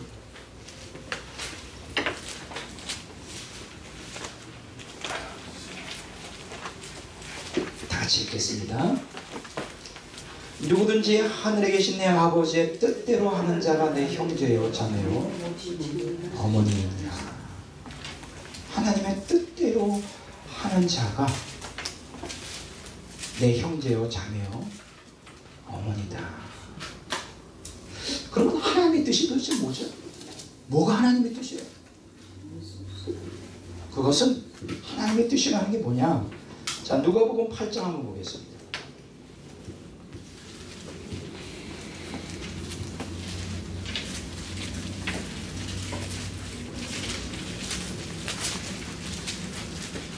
(8장 21절) 다시 보겠습니다. 예수께서 대답하여 이르시되 내 아버지와 내 동생들은 곧 하나님의 말씀을 듣고 행하는 사람들이라. 하나님의 뜻이 뭐예요? 하나님의 말씀을 듣고 행하는 거예요. 듣기만 한다고 되는 게 아니에요. 행해야 돼요. 믿음은 행함이 따라요. 그렇지 않으면 이건 가짜예요. 지금 속고 있다고 많은 사람들이. 오늘날 정통 보수적인 신앙을 갖고 있는 많은 사람들이 믿어요. 삼일체론도 믿고 예수님의 구주인 것도 믿고 성경의 하나님 말씀인 것도 믿고 자기들 스스로가 정통적이고 하나님이 기뻐하는 사람이라고 믿어요. 그런데 중요한 건 뭐냐? 행함이 없어. 탐욕과 욕심에 가득 찼어요. 제가 이따가 두 번째 시간에 꼭 말씀드리고 싶은 얘기가 있어요. 오늘 현대 기독교인들 마음속에 찾아 있는 게 그냥 우상이에요. 우상. 제가 두 번째 시간에 아주 얘기해요. 그러면서 하나님 믿는다고 생각하면 가짜예요. 두 중에 하나일 수가 없어요. 자, 시간이 넘어가기 때문에 이제 빨리 강의를 진행하도록 이렇게 하겠습니다. 자, 새 예루살렘의 양상을 한번 보겠습니다. 새 예루살렘은 어떻게 생겼을까? 성경에 게시된 대로 한번 좀 보도록 이렇게 하겠습니다. 요한계시록 21장 11절로 17절에 나와 있는데, 자, 새 예루살렘은 가로와 세로와 높이가 12,000 스타디온이라고 성경에 기록하고 있어요. 자, 뭐라고요? 가로, 세로, 높이 12,000 스타디온. 어려운 용어죠. 한 스타디온은 이제 185m, 607피트 이렇게 말할 수 있는데, 이걸 우리가 잘 아는 그것으로 하면 2,400km. 2,400km. 그러니까 새 예루살렘의 규모. 근데 여기서 한 가지 제가 먼저 여러분들에게 드리고 싶은 말씀은, 이것은 이 지상에 속해 있는, 이 땅에 있는 척도로 지금 계산하는 거예요. 이거 물질적인 세계에 있는 그 척도로, 자로. 그렇지만 그 이상은 제가 모릅니다. 영의 세계는 물질 세계가 또 다를 수가 있어요. 영의 세계의 시간과 공간과 물질의 개념은 이 땅의 시간과 공간과 물질의 개념과는 전혀 척도가 달라요. 그걸 전제로 하고, 그러나 일단 우리가 이해할 수 있는 측면에서 물질적인 척도로 먼저 한번 계산해 보도록, 새 예루살렘 성이 얼마나 규모가 되는지 계산해 보도록 이렇게 하겠습니다. 그 면적이 자그마치 576만 제곱킬로미터다. 뭐 저는 이게 감이 잡히지가 않아요. 그래서 이거를 조금 더 구체적으로 여러분들이 이해하기 쉽게 이 지상에 있는 척도로 연구해 보면, 새 예루살렘 성의 크기는 한반도의 26배. 그 뉴질랜드가 이제 인구가 380만 명인데 21배. 프랑스가 인구가 5,900만인데 이제 1999년도 통계를 보면 10배. 인도보다 1.8배. 인도 크기에 몇 배라고요? 1.8배. 우리가 보통 인도 지금 인구가 몇 명이죠? 한 10억? 네, 한 10억 정도 된다고 우리가 생각되죠. 미국의 61% 정도 됩니다. 새 예루살렘 성에. 아마 여러분들이 이렇게 생각할 거예요. 아이고, 그거밖에 안 돼? 그렇게 작아? 제가 다시 말씀드리지만, 아까 새 예루살렘 성은 천국의 전부가 아니라 그랬죠. 그러니까 천국은 어마어마한 곳이에요. 그러나 지금 천국의 새로운 땅 위에 세워져 있는 그 폴리스 도시, 왕국이 크기가 그 정도 된다는 거예요. 미국, 그러니까 궁궐의 크기가 새 예루살렘인데 궁궐의 크기가 미국 땅의 61%. 어마어마한 것이죠. 상상을 초월하는.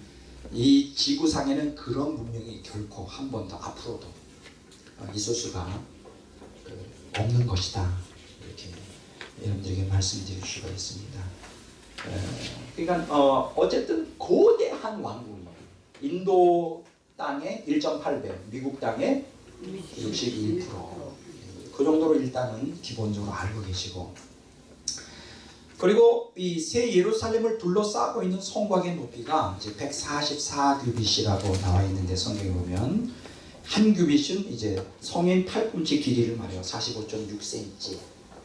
45.6cm를 말하고 그렇게 말을 하고 있죠. 그러니까는 요걸 계산해 보면 성곽, 그러니까 새 예루살렘 성의 성곽이 둘러치고 있는 게 높이가 얼마냐? 65.6m예요. 굉장히 높은 곳이죠. 65m.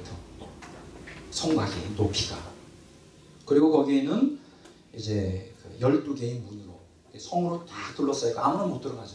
그러니까 12개의 문이 되고 각 문마다 천사들이 딱 지키고 있어요.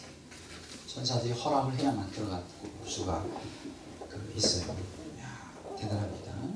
여기서 요한계시록 21장 12절을 한번 보도록 하겠습니다. 요한계시록 21장 12절.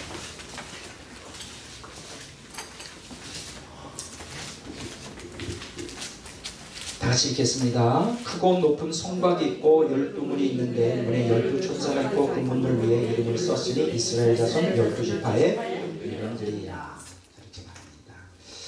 자, 그런데 여기서 이제 아주 중요한 이 새 예루살렘 성을 우리가 해석하는데 아주 조심해야 되고 중요한 게 있어요. 많은 신학자들이 이제 새 예루살렘의 구조 형태에 대해서 이제 설명하는데 굉장히 오해를 하고 있어요. 여기 보면 가로와 세로와 높이가 2,400km라 그러니까 이거를 이 사람들이 어떻게 해석을 하냐면 새 예루살렘 성이 이렇게 생겼을 것이다. 그렇죠? 이게 큐브라고 그러죠. 큐브 아시죠? 네. 이걸 이제 정육면체라고 큐브 같이 생겼을 것이다 라고 사람들이 얘기를 합니다. 그래서 그 여기에 대하여 그 NLT 성경이라고 하는 걸 보면 그렇게 나와 있어요. 여기 보면 when he measured it, 그가 그것을 측정했을 때 he found it was a square as wide as it was long, 이렇게 돼 있어요. 그러니까는 그것은 하나의 정육면체로 되어 있었고 그리고 길이도 넓이만큼 똑같다. 길이와 폭이 똑같다. 근데 여기 뭐라고 번역되어 있느냐면 NLT 성경이 it was in the form of a cube이라고 되어 있어요. 큐브의 형태로 되어 있어요. NLT 성경이 그렇게 번역되어 있어요. 그러니까 정육면체로 되어 있다. 그렇게 번역을 했어요. For each length and height were each 1,400 miles. 길이와 폭과 높이가 1,400마일. A form of a cube. 근데 여기에 대해서 한 가지 의문을 우리가 제기할 수 있죠. 이 본문이 길이와 높이와 폭과 가로 세로 높이가 2,400km라는 것이지 이게 큐비라고 되어 있다라고 분명히 해석을 할 필요가 없다는 거예요. 그래서 뭐라고 나와 있느냐면 여기에 요한계시록 21장 16절을 다 같이 한번 읽어보겠습니다. 요한계시록 21장 16절 그 성은 네모가 반듯하여 길이와 넓이가 같은지라 그 갈대자로 그 성을 측량하니 12,000스타디오면 길이와 넓이와 높이가 같더라. 이렇게 이제 번역이 되어 있는데 요거에 대하여 Complete Biblical Library라고 하는 그 헬라어 원어를 해석한 주석에 보면 이렇게 번역이 되어 있어요. 제가 한번 해석을 잠깐 해볼게요. Others think the city will be in the shape of a step pyramid, with each letter having slightly less area than the one below. 자, 어떤 학자들은 그 도성이 이 계단식으로 되어 있는 피라미드의 형태를 취하고 있다. 그리고 위쪽으로 올라갈수록 더 작고 아래쪽은 더 넓은 형태로 되어 있는 피라미드 형태로 되어 있다고 어떤 사람들은 생각한다. 어떤 신학자들은 This would make it possible to picture the river flowing down through the city from one level to another. 자, 이것은 우리로 하여금 이 생명수 강이 위 도시에서 아래 도시로 이렇게 흘러내려 오는 것을 이렇게 우리 마음속에 그려보도록 그렇게 가능케 한다. 이런 얘기예요. 그러니까 신학에는 두 가지가 있습니다. 하나는 큐브 모양으로 되어 있다는 거고 하나는 피라미드 형태로 되어 있다. 피라미드. 자, 따라서 피라미드. 근데 저는 어떤 입장이냐? 저는 큐브보다는 피라미드 형태로 천국이 되어 있다는 것이 더 사실적이고 성경적이다. 제가 지난주에 분명히 말씀드렸죠. 아둘람 소년들의 이렇게 천국에 가서 보는 모양. 그 다음에 마빈 포드 죽음 저편이라는 책에서도 그렇게 말하고 있고 또 스웨덴 볼리도 그렇게 말하고 있는데 어쨌든 제 입장, 제 신학적인 견해입니다. 뭐 여러분들이 꼭 굳이 그렇게 안 믿어도 돼요. 이거 가지고 진리냐 거짓이냐 가장 좋은 거 보면 한 가지가 있어요. 죽어서 가보면 그때까지는 뭐 이런 신학적인 논쟁을 할 필요 없습니다. 그러나 저는 이 피라미드 쪽을 제가 더 선호합니다. 왜냐하면 영적인 원리에 따라서 그렇죠. 영적인 원리가 뭐냐 하면 이제 또 한 가지 제가 말씀드렸잖아요. 그 3명의 계시 체험자들이 천국이 3층으로 되어 있다.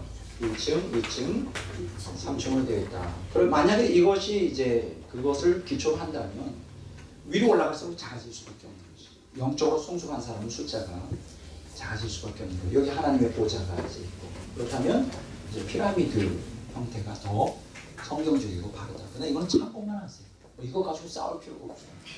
가장 최종적인 결론은 뭐냐? 우리가 죽어보면 안다. 그때 죽어봐가지고 백목사 틀렸다. 그럼 제가 천국 갔을 때 찾아오세요. 죄송해요. 정말 그때는 잘못해서거든요. 그냥 다 지나간 얘기입니다. 뭐 그거 가지고 여기서 따질 건 없지 않습니까? 이렇게 내가 사과해 드릴 테니까 잘못 틀렸으면 찾아오세요. 맞아도 찾아오세요. 정말 그렇게 가르치더니 맞았네요. 그냥 지나가는 소리로 다 웃으면서 할 수 있는 거 아니에요. 그거 가지고 싸울 필요가 없는 것이죠. 또 한 가지 여기서 세 번째로 우리가 좀 생각해 봐야 될 것은 무엇이냐. 이 새 예루살렘이 3계층으로 이루어졌다고 제가 이제 말씀을 드렸는데 1층천, 2층천, 3층천으로 되어 있다고 말씀을 드렸는데 그러면 이 새 예루살렘 성이 이 1층, 2층, 3층천으로 되어 있는 것의 제 세 번째 셋째 하늘이라는 게 세 번째 최종적인 가장 꼭대기의 층을 얘기하는 것인가 아니면 1층, 2층, 3층으로 된 전체를 의미하는 것인가. 네, 그거예요. 제가 볼 때는 새 예루살렘 성이 셋째 3층천으로 되어 있는 세 번째 천국을 의미하는 게 아니고 성경의 기록에 보면 1층, 2층, 3층은 다 아우르는. 그러니까 한마디로 말하면 1층천, 2층천, 3층천이 하나의 거대한 도성으로서 성벽으로 둘러싸여 있는데 그 안에 거기에 문이 12개가 있고 그 안에 1층천, 2층천, 3층천이 있다. 그러니까 새 예루살렘은 1층천과 2층천과 3층천으로 되어 있다고 말하는 것이 더 성경적이다. 제가 여러분들에게 이렇게 말씀을 드립니다. 여기 12절에 다시 한번 봅니다. 자, 12절 요한계시록 21장 12절 다시 봅니다. 크고 높은 성과 객고 12문이 있는데 문에 12천사가 있고 그 문들 위에 이름이 썼으니 이스라엘 자손 12지파의 이름. 여기 보면 12개 문이 있다고 말씀드렸잖아요. 그 위에 12지파의 이름이 이스라엘 12지파의 이름이 기록이 되어 있다. 이렇게 표현하고 있습니다. 그리고 14절을 한번 보겠습니다. 요한계시록 21장 14절 찾으셨나요? 요한계시록 21장 14절 다시 읽어보겠습니다. 그 성의 성곽에는 12기초석이 있고 그 위에는 어린 양의 12사도의 12이름이 있더라. 이걸 보면 12사도 이름이 이 12 이게 성곽, 그렇죠? 성곽의 기초석 위에 있다. 이름이.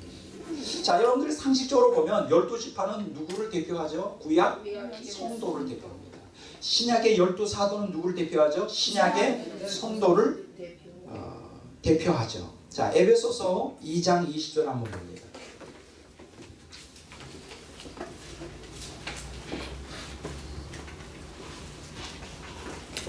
에베소서 2장 20절을 다 같이 읽어보겠습니다. 너희는 자, 다 같이 읽어봅니다. 에베소 2장 20절 너희는 사도들과 선지자들의 토 위에 세우심을 입은 자라.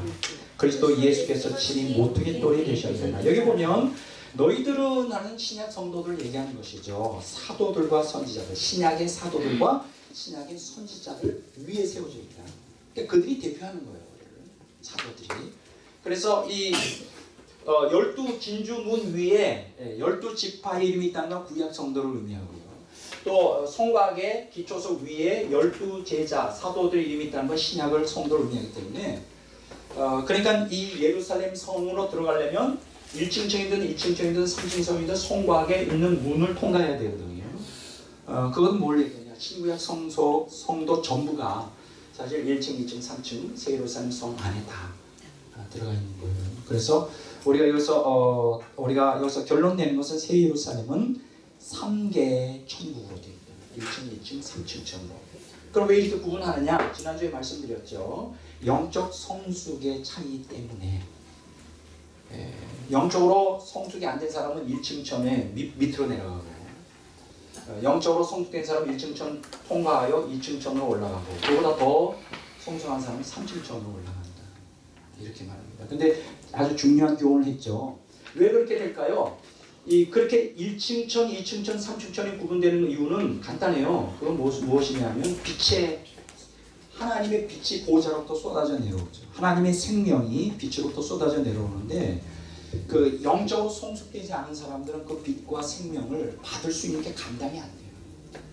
그래서 밑으로는 그 빛이 생명수가 약한 밑으로 내려갈 수밖에 없는 것이죠. 그래서 그걸 충분히 우리가 이해돼요. 그런데 그 영적으로 성숙되고 영이 1도, 2도, 3도가 열리는 것은 어디서 결정되느냐? 죽어서가 아니라 이 땅에서 다 결정이 됩니다. 그러니까 여러분들이 천국에 들어가려면 이 땅에서 영적 하나님 나라, 영적 천국의 백성이 돼야 돼요. 그리고 이 땅에서 천국을 살아야 돼요. 천국을 산다는 건 두 가지예요. 첫째는 천국은 하나님의 나라예요. 하나님이 통치하는 나라예요. 그러므로 이 땅에서 하나님의 통치를 받아야 돼요. 내 마음대로 살면 안 돼요. 하나님이 나의 주인이 되셔야 돼요. 로드십. 그래서 존 메가도 목사가 말한 아주 중요한 얘기 있죠. 로드십 셀베이션. 로드십 셀베이션. 자, 따라서 합시다. 로드십 셀베이션. 여러분 존 메가도 목사님 잘 아시죠? 우리 한국에 지금 한 20권 정도 출판이 되고 아주 큰 목회를 하시는 유명한 분인데 이분이 주창한 게 뭐냐? 로드십 셀베이션이에요. 이걸 번역하면 뭐냐? 예수님을 나의 인생에, 나의 삶의 주인으로 모셔드렸을 때 얻어지는 구원이에요. 이 사람이 주장하는 건 뭐냐? 예수님을 구주로 나를 죄에서 구원하고 내 죄를 덮어주는 칭의를 위한 피를 흘려주신 분으로만 믿는 것 가지고 우리의 구원이 완전하지가 않다는 거예요. 예수님은 나의 구세주이자 주인이 되어야 돼요. 주님이 되어야 돼요. 주님이라는 건 나의 주인이라는 거예요. 로드라는 건 나의 주인이라는 거예요. 오늘 현대 기독교인들의 문제가 뭐냐? 예수님을 구주로는 믿어요. 근데 예수님을 주인으로 믿지 않아요. 마음의 우상이 가득한 상태로 살아요. 이건 심각한 문제입니다. 아주 심각한 문제예요. 근데 그러면 여기서 말하는 구주가 뭘까요? 죄로부터 구원하는 것이죠. 그러면 죄가 뭐예요? 에베소 2장 1절에서 2절 3절에 있는 말씀처럼 세상으로부터 세상을 따라가는 것부터 마귀를 따라가는 것부터 우리가 욕망대로 살아가는 것으로부터 구원하는 거 아니에요? 이 죄로부터 나온 게 사망인데 사망의 실체가 세상을 사랑하고 마귀를 추종하고 욕망의 지배를 받는 상황. 그러면 예수님이 우리의 구주라는 건 뭐예요?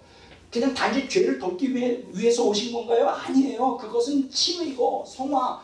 오늘 이 땅에 우리가 살아가면서 세상을 사랑하지 않도록 마귀의 권세에서 벗어나도록 우리 욕망대로 살아가면서 우상이 가득 찬 하나님과 단절된 삶에서 이 사망에 넘치는 삶에서 구원을 하셔야 돼요. 그러니까 예수님의 구원은 죽어서 천국이 아니라 이 땅에서 지금 우리가 세상을 사랑하지 말아야 되고 마귀를 따라가지 말아야 되고 욕망에서 벗어나 주님의 생명으로 충만한 삶을 살아야 돼요. 지금 구원받아야 돼요. 죽어서 구원이 아니에요. 지금 구원받지 못하는 사람들이 죽어서 구원 위험합니다. 제가 경고하죠. 많은 사람들이 잘못 믿고 있어요. 그러니까 구주도 여기 연결돼요. 그러면 구주 참된 예수님이 이 세상에서 우리를 세상에서 마귀에서 욕망에서 벗어나게 하려면 예수님이 뭐가 돼야 돼요? 우리 삶의 주인이 돼야 돼요. 예수님이 나의 전부가 돼요. 나는요 오늘 이 시간에 두 번째 시간에 중요한데 왜 제가 그렇게 수시로 여러분들에게 예수님이 나의 전부가 돼야 되는지 그거는 아주 3층 꼭대기에 있는 사람만 하는 거 아닌가? 아니에요 절대로. 예수님이 나의 전부가 되지 않으면 지금 문제가 생기는 게 뭐냐? 우상이 나의 전부가 돼요. 둘 중에 하나를 택해야 돼요. 그 이유가 거기 있어요.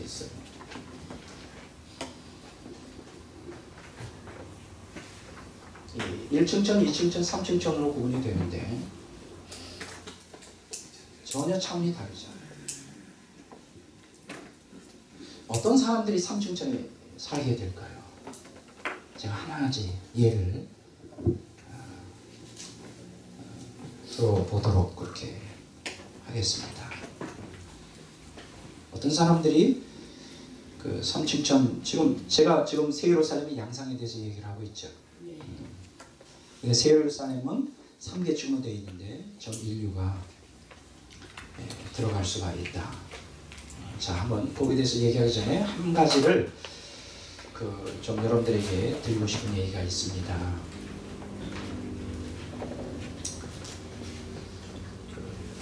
이삭 목사라고 여러분 아시죠? 이삭 선교사. 네. 미국 교포이면서 좀 중국과 북한 선교를 지금 하고 계셔요. 아주 이분이 대단한 분이세요. 대단한 분인데. 떨어졌나?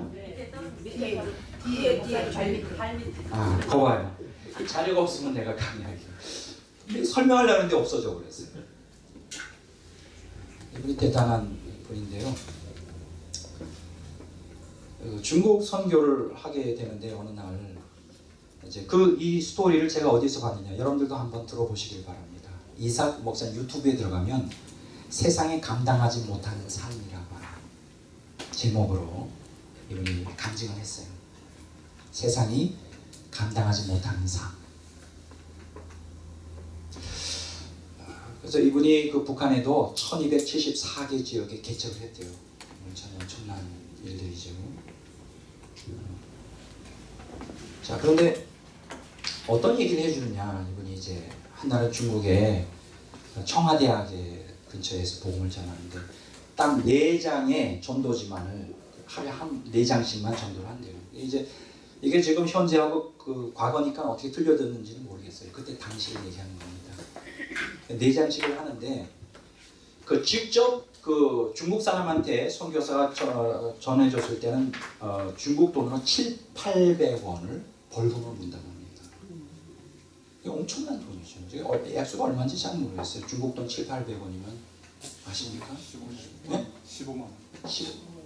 중국 돈. 15만 원. 아, 우리 한국 돈. 15만 원. 15만 원밖에 안 돼요. 700~800원? 그때 당시 옛날에 잘 모르겠어요. 15만 원밖에 안 돼요. 10년 전에 엄청난 돈이죠. 오래됐죠. 근데 그거를 이제 떨어뜨렸을 경우에 다른 데 뭐 자전거에 올려놨으면 떨어뜨렸을 때 지당이 떨어지면 2~3원이래요. 그게 벌금이. 근데 한 번은 이제 청와대학 근처에서 복음을 전하는데 이제 자전거 위에다가 딱 첫 번째, 두 번째, 세 번째, 네 번째 딱 전도를 딱 놀라는데 뒤에서 소리가 나더라고요. 정확한 건 제가 여기서 표현을 못하지만 아저씨 뭐 부른 것 같아요. 중국어로 어떤 여자가. 이 사람이 아주 충격을 먹은 거지. 이걸 갖다가 거기다 놓고 갈 것이냐, 땅에 떨어뜨릴 것이냐, 이거 굉장히 갈등을 하는 거예요. 잠깐만, 그 자전거 제 자전거거든요. 들고 있는 거 좀 보여주세요. 제가 그 전도지죠. 중국어로 된 전도인데 그걸 다 읽을 때까지 가지 마시고 좀 계세요. 그러니까 2~3분 그걸 읽더라는 거예요. 읽는데 이 여자가 눈물을 쭉 흘리더라고요.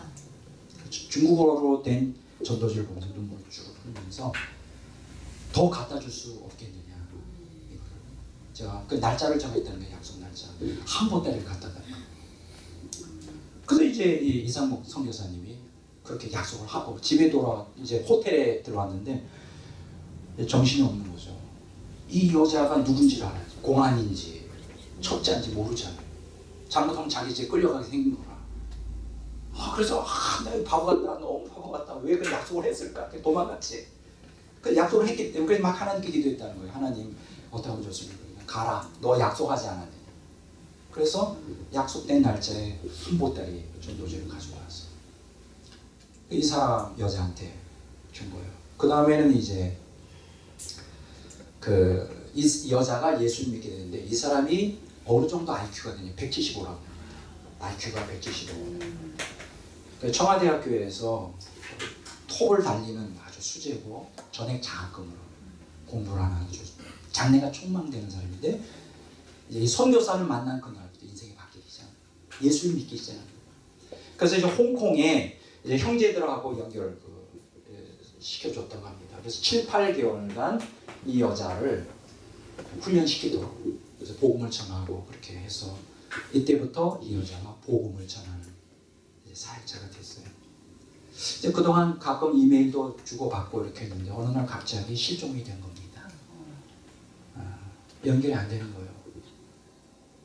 그래서 이제 들려오는 소문으로는 이 여자가 감옥에 잡혀갔다라는 정보를 풀어서 알아봤더니 그래서 이제 그때 돈 뭐 정확한 건 모릅니다. 그때 돈 300불이면 누군지 감옥에서 빼올 수 있대요. 그래서 300불을 딱 준비해가지고 미국에서 중국으로 건너가서 백방으로 알아봤던 겁니다. 근데 찾을 수가 없는 거예요. 근데 어느 날 이 여자의 엄마로부터 전화를 받았어요. 이제 그러니까는 이 이상 목사님 그 엄마한테 얘기를 한 거죠. 우리가 빼오겠습니다. 감옥에 있다는 소문을 들었는데 우리가 그래서 돈 가져왔어요. 그랬더니 이 여자 엄마가 뭐라 그러냐? 그럴 필요가 없습니다. 오늘 밤에 오늘 나온다고 하네요. 그런데요, 물론 기가 막힌 얘기예요. 그러니까 이 여자가 들어가서 몇 개월 동안 감옥에서 이제 갇힌 거예요. 예수님 믿고 전도했다는 죄명으로. 그런데 놀라운 소식이 뭐냐면 이 여자가 풀어놓는데 이 여자가 감옥에 간 날부터 밤 10시마다 그 감옥에 있는 남자 죄수들이 강간당한 거예요. 매일 밤 50명한테 강간을 윤곽을 당하고 50명한테 매일 밤 이렇게 몇 개월 동안을 이제 성폭행을 당하고 그 중에서 임신을 했어요. 그래서 임신했기 때문에 이제 정부 당국에서는 이걸 어떻게 처리할 수가 없어서 여자를 풀어준 거예요. 어떻게 이제 문제가 생기잖아요. 그래가지고 나온 거라. 그러니까 여자가 몰골이 말이 아니죠. 막 너무나 고통스러운 가운데 막 다리를 절고 몸도 당하고 완전히 말이 아니죠. 그래서 이상 목사님이 그 얘기를 듣고 너무 기가 막힌 거예요. 막 눈물을 줄줄 흘리면서 너무 죄송하다고, 예수님 전에서 너무 죄송하다고, 내가 잘못했다고. 이상 목사님 그 여자한테 예수님 때문에 예수님 믿지 않았으면 이런 일을 당하지 않을 텐데 정말 자기가 너무나 미안하더라고요. 그랬더니 그 여자의 말을 미안해할 거 하나도 없어요. 비록 나는 이렇게 몸이 망가졌지만 예수님 믿어서 난 생명을 얻지 않았어요. 천국을 얻지 않았어요. 감사합니다. 복음을 전해줘서 감사합니다. 여러분 이게 신앙이에요. 복음을 전해줘서 고맙다는 거예요. 생명, 예수님의 생명을 얻게 되어서 너무나 감사하다는 거예요. 천국이 나의 것이 돼서 너무나 감사하다는 거예요. 그러고서는 이제 이 여자하고 또 헤어지고 이 여자는 이제 전문 복음 사역자로 전국 중국 전국을 다니면서 이제 복음을 전하게 되었습니다. 그리고 또 세월이 흘러갔죠. 이제 이 사람은 또 가끔 이제 이메일이 왔는데 어느 날 또 끊어진 거예요. 또 실종돼버린 거예요, 이 여자가. 그래서 또 백방으로 찾았어요. 근데 이제 홍콩에 있는 형제들로부터 소식이 왔습니다. 목사님 찾지 마세요. 여자가 죽었습니다. 이렇게 나오는 거예요.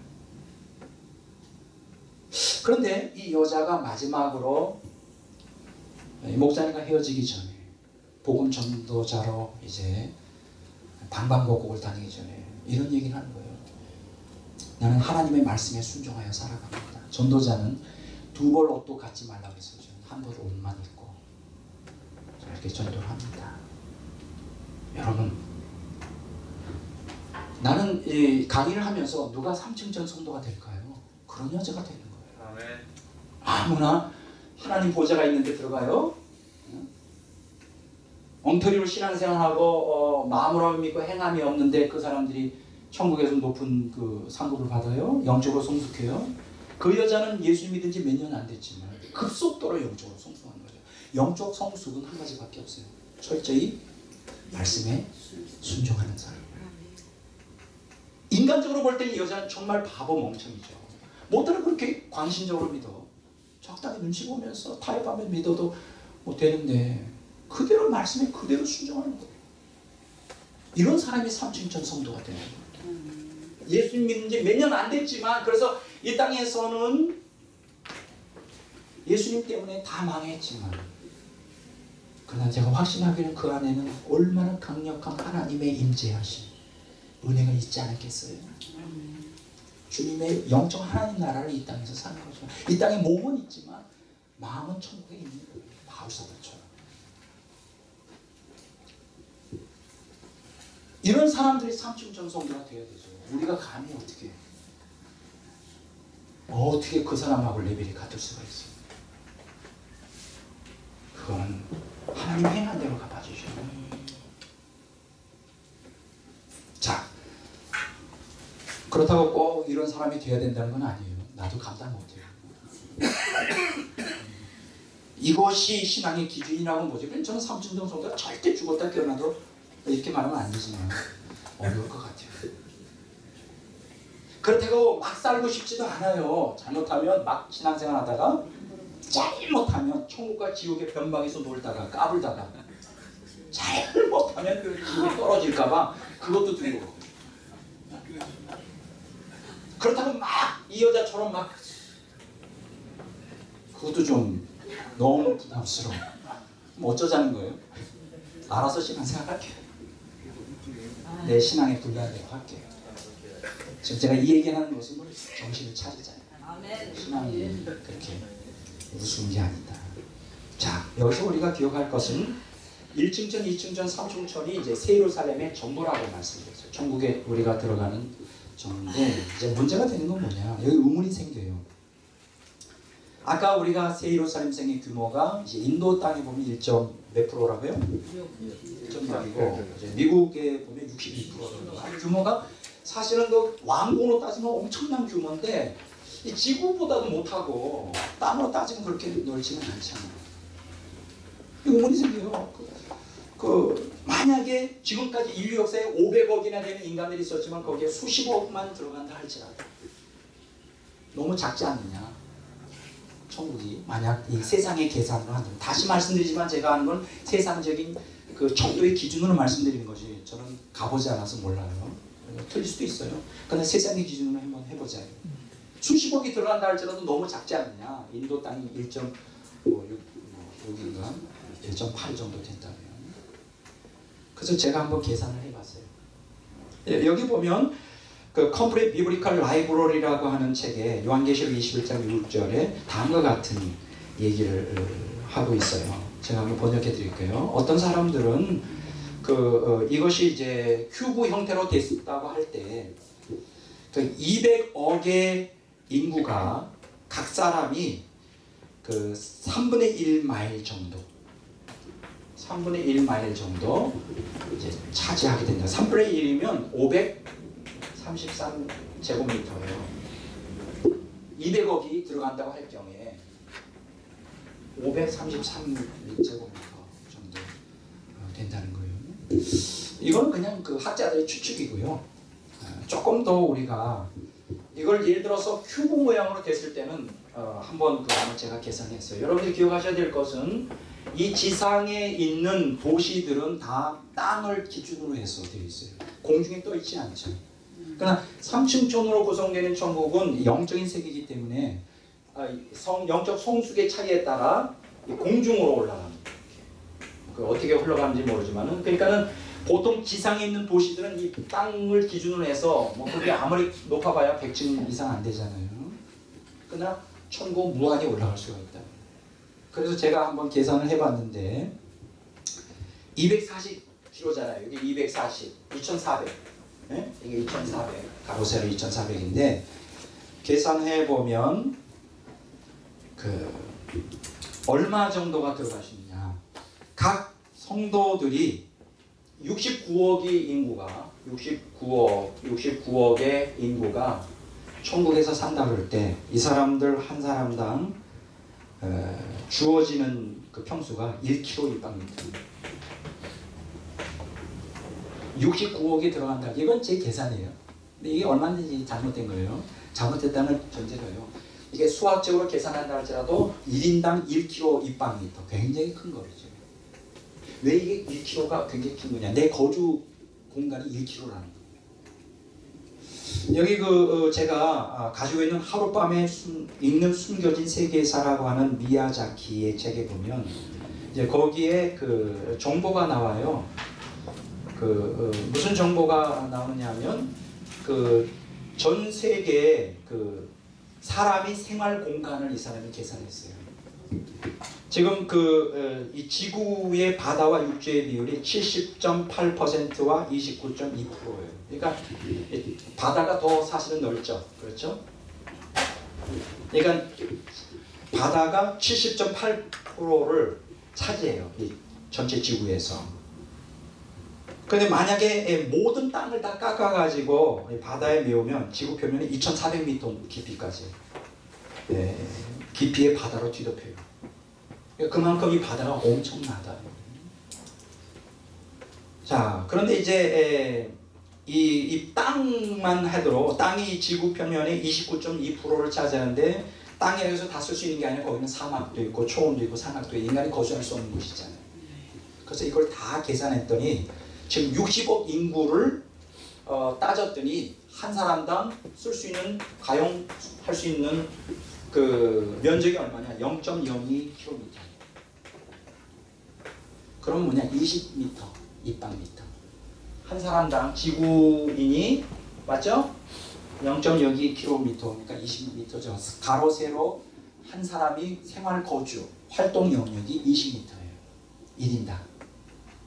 근데 지금 제가 얘기하기를 만약에 69억, 70억이 들어간다고 할 때 지금 1km 입방미터다.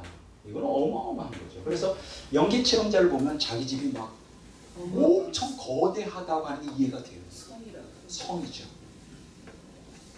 너무 좀 뻥튀기로 과장된 것 같아요. 어떤 사람은 그 자기 집이 뭐 시청만 하다. 그건 또 가능할 것 같아요. 서울시청 아시죠? 그 굉장히 가능성이 있는 얘기예요. 어마어마한 거예요. 천국 땅이. 어마어마 거주지역만. 어마어마한 거예요. 굉장히 대단한 거예요. 그래서 천국은 사실은 구속받은 모든 성도들이 들어가고도 남을 정도로 엄청난 곳입니다. 지금 우리 인간의 척도로 계산해서 아이고 요거밖에 안 돼. 이렇게 걱정하지 마세요. 아우 천국 가면 답답하지 않아? 걱정하지 마세요. 여러분들이 힘써야 될 것은 이 땅에서 영적 진리로 말씀 순종하여 천국 들어가는 게 중요하지.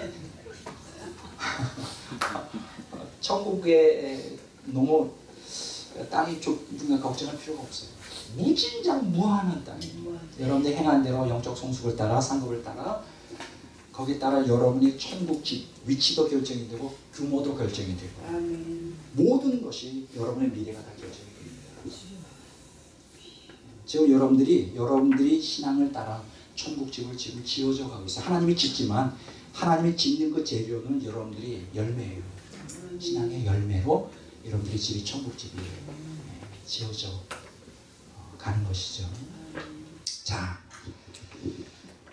여기 첫째 시간은 여기까지 하도록 하겠습니다. 자, 지금 제가 정리한 거 다 이해가 되시죠? 네. 3층천으로 되어 있고 피라미드 형태로 되어 있을 것이고 천국은 이 지상처럼 바닥에만 있는 게 아니라 위로 올라가면서 계속 천국집들이 건설이 되고 있기 때문에 무한정으로 사람들이 들어갈 수 있다. 여기까지 하고 이제 오후 시간에 새 예루살렘의 재료, 새 예루살렘의 신비에 대해서 공부하고 또 추가적인 말씀을 이렇게 하도록 하겠습니다. 자,